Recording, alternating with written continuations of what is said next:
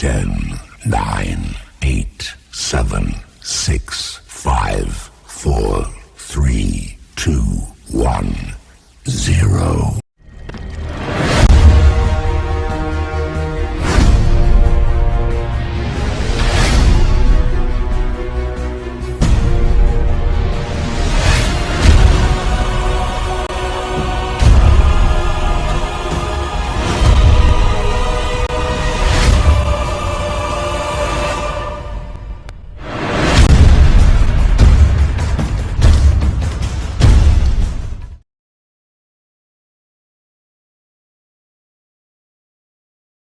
Mr. Antunes responded to our question about what happened where he was brutally beaten, arrested, taken to jail, where his wife was brutally beaten as well. And then,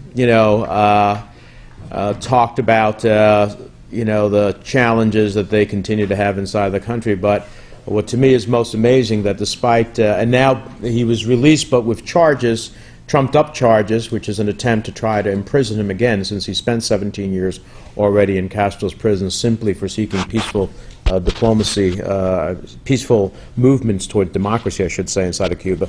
What's amazing to me, this man who suffers these beatings and these jailings just finished saying, I am more convinced, I am more resolute, and I am more committed to this fight for freedom. And it's just a remarkable statement of the human spirit to be so oppressed and yet to be so willing to risk your life and your liberty.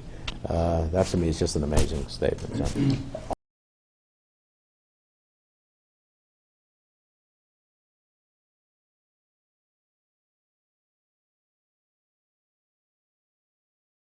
All I would add to that is, number one, he made it very clear that one of the first things they mentioned as soon as they brought him in is that they had heard his statements here last week.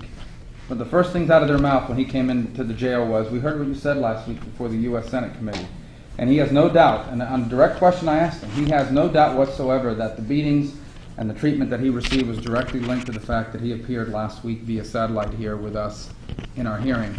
The second thing he said, which is extremely interesting, is that because of his race, because he is of Afro-Cuban descent, that the beatings and the treatment is even harsher, that the Castro regime will not tolerate black Cubans, Afro-Cubans speaking out against the revolution, and in fact tries to manipulate them, and when they speak out and object, that they're treated even harsher than non-Afro-Cubans are who are members of the dissident. And I think that's a very interesting perspective that we don't hear enough about. So, and then I echo Senator Menendez's words. I mean, the bravery and the courage that it takes to continue to push forward is unbelievable to me. One thing is to sit here and condemn Castro from the United States Capitol or from Miami or from New Jersey. Another is to do it knowing that at any moment they're listening to this phone call and at any moment they could come in and rearrest him. So it's pretty inspiring.